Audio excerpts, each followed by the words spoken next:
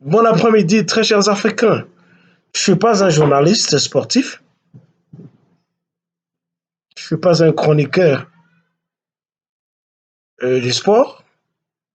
Je suis juste un Africain qui aime les sports, hein, le football, et même la boxe et le reste. Euh, voilà, je viens juste de terminer de suivre la rencontre entre mon pays, la République soi-disant démocratique du Congo, et le Bénin, un autre pays que j'aime bien. Bon, le Congo a marqué 2 buts à 0, mais on a annulé un but. Donc, la victoire, les 3 points vont au Congo. Mais pourquoi moi je parle? L'arbitrage a été bon, a été meilleur, tout comme l'arbitrage dès l'ouverture de jeu au Maroc, entre le Maroc et l'île de Comores. C'était très bien. Il n'y avait pas d'injustice entre le Maroc euh, et les Comores, ou les Comoriens. Les deux équipes nous ont présenté un très bon jeu. Malheureusement, ce n'était pas les jours pour les Comoriens de gagner. Ils étaient bien, grand gabarit, très bien, grand détail, etc., plus que les Marocains même. Mais vous savez, la victoire, la valeur de l'homme ne se mesure pas par la taille. Ce que je déplore, c'est quoi? Parce que très souvent, quand je suis les compétitions africaines, que ce soit en Coupe d'Afrique, les clubs champions, ou en Coupe d'Afrique des Nations comme ça y est présentement, le gradin, les stades sont presque vides. De très beaux stades, mais qui sont vides. Et je me demande, mais comment est-ce que le pays, donc le pays organisateur, fait de l'argent, récupère de l'argent après un lourd investissement comme ça, de construire de très beaux stades et renouveler les routes et peut-être construire des hôtels pour accommoder, abriter les visiteurs. Regardez ce qui se passe aujourd'hui au Maroc. On nous montre les infrastructures de la ville, c'est très beau, mais les stades sont vides. C'est tellement vide. On en a vu plusieurs fois, même en Afrique du Sud, on en a vu, hein. Surtout l'Afrique du Sud. C'est un pays qui se targue d'être un pays sportif, mais entre nous, c'est rien. Il y a plusieurs équipes locales en Afrique du Sud, et les plus connues, c'est les Kaizer Chiefs et les Pirates du quartier d'Orlando. On appelle ça Orlando Pirates. Les stades sud-africains ne sont archi-combles que quand ces deux grandes équipes du pays s'affrontent. Et quand les autres ne sont pas là, non, c'est presque vide. Bon, il y a une troisième équipe maintenant qui s'impose sur le terrain, c'est Sandaun du, de l'arrondissement de Benoni. Mais malgré ça, ceux qui se tardent d'être sportifs ne montrent pas leur sportivité quand il y a des équipes sur le terrain. Et cela crée, je pense, un déficit euh, aux propriétaires des équipes et aux organisateurs. Bon, les propriétaires peut-être sont contents de payer d'argent après quand la billetterie vend des billets, ben, ils sont contents de ça. Mais quand nous suivons les compétitions européennes, mais écoutez, il faut voir comment les gens remplissent les stades de vieillards, de jeunes, des enfants, des adultes. Tout le monde est au stade. Et quand vous regardez ces stades, nombreux parmi eux sont plus petits que nos stades en Afrique. Ben, chez nous, en Afrique, nous avons du terrain. Mais regardez aujourd'hui au Maroc. Mais c'est vide. C'est une honte. Et il en était de même au Cameroun la fois passée. C'est une honte. Je demande donc aux fédérations nationales et locales de chaque pays, avant d'organiser la coupe, que ce soit d'Afrique des Nations ou de club champion, mais le média, le pays doivent entretenir une campagne de sensibilisation pour demander, sensibiliser la population, de remplir les stades, afin aussi d'impressionner les visiteurs. Ce que nous voyons, c'est une déception au Maroc. Il n'y a pas que le Maroc, hein, c'est partout en Afrique, parce que c'est comme ça. Mais le pays d'où je proviens, le Congo, qui n'a jamais organisé une Coupe d'Afrique, que ce soit des clubs champions ou des nations. Mais chez nous, dans les quartiers sûrs de stades sablonnés ou boueuses, que la misère soit là où la richesse, vous raconterez toujours ce stade qui n'ont pas un niveau olympique rempli, archi-comble. Je me rappelle, j'avais encore 14 ans. En 1974, quand le Congo avait remporté la coupe en Égypte, mais les gradins, les stades étaient aussi vides.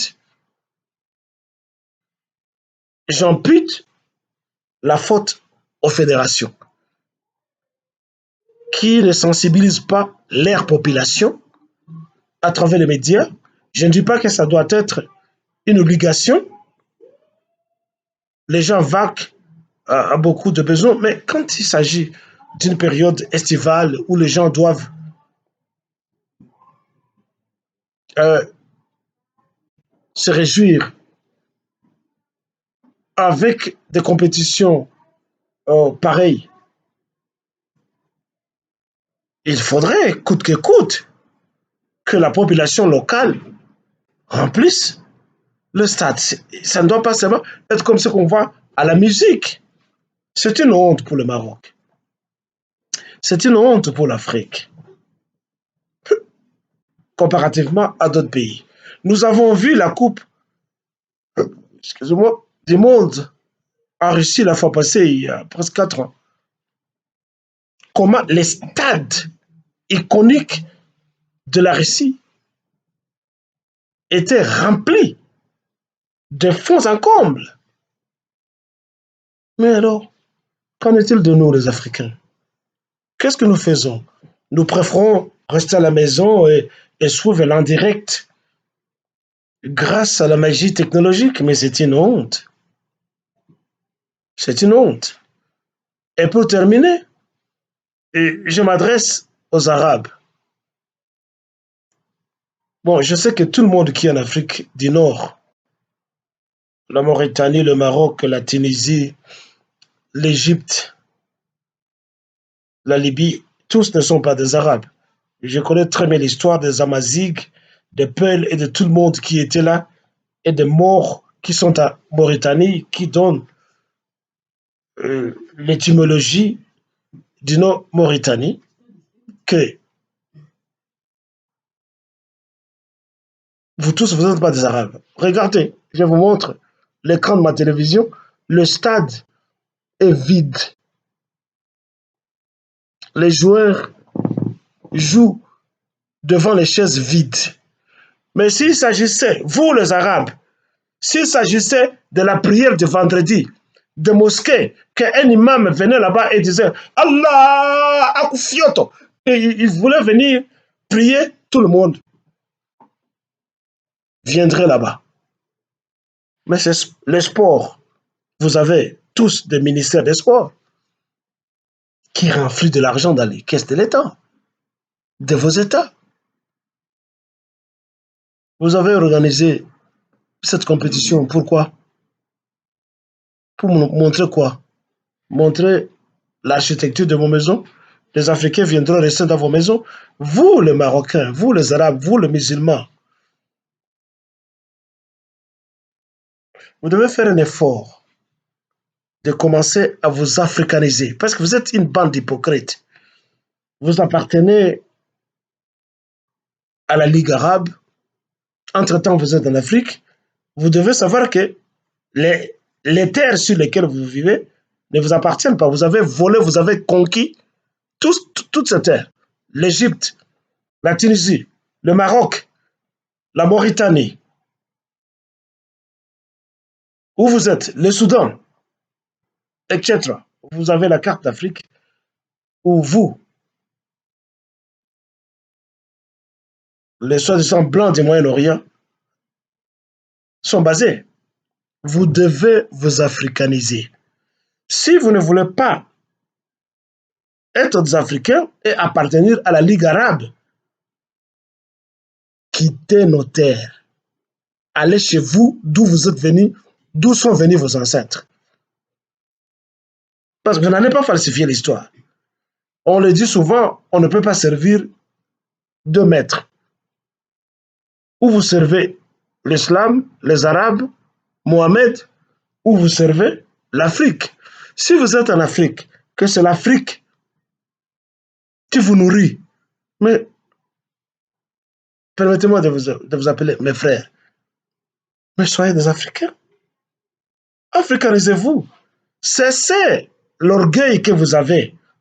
Vous voulez que nous soyons des musulmans alors que vous ne nous aimez pas? Vous nous appelez, nous les Noirs, des calouches. Ça signifie des animaux.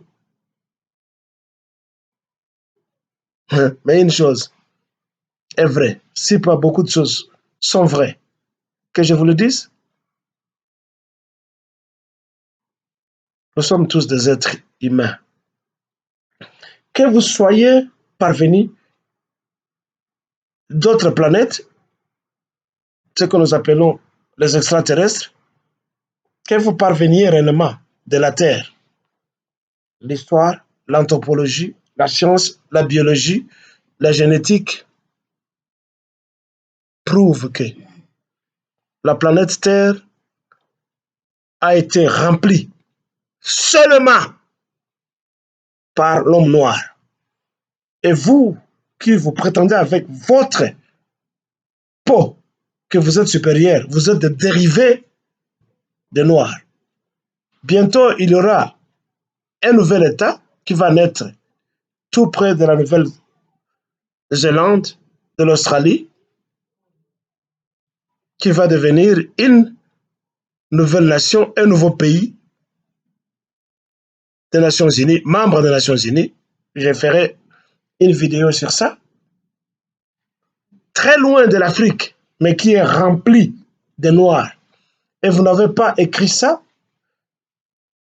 sur et dans les pages de l'histoire prouvant qu'il y a des noirs très loin de l'Afrique.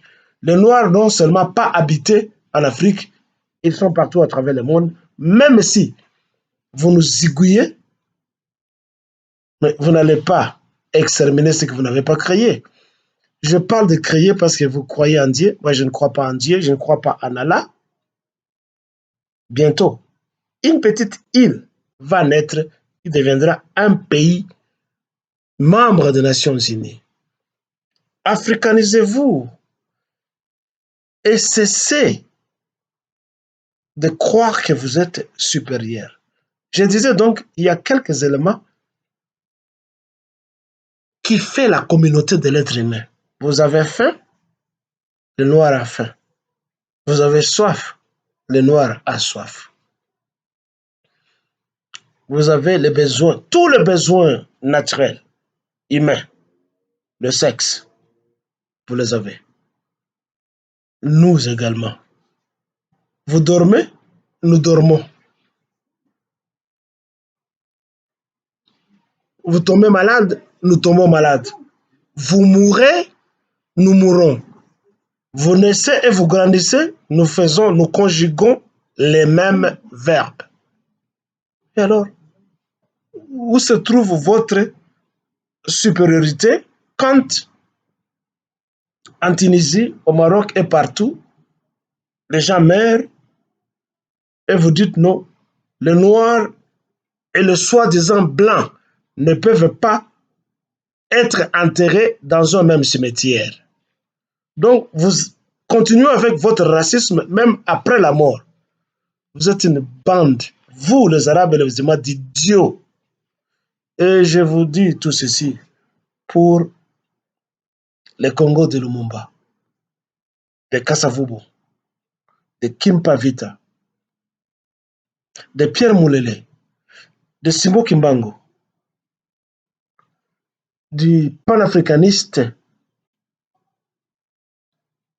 Gamal Abdel El Nasser, de Kwame Nkrumah,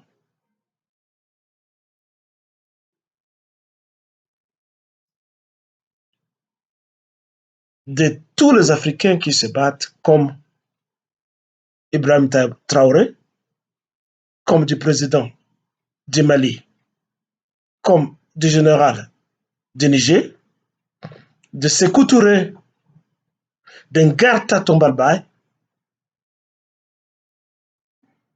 et de tous les Africains qui se sont battus pour que le continent africain soit. Africanisez-vous et vous serez tranquille.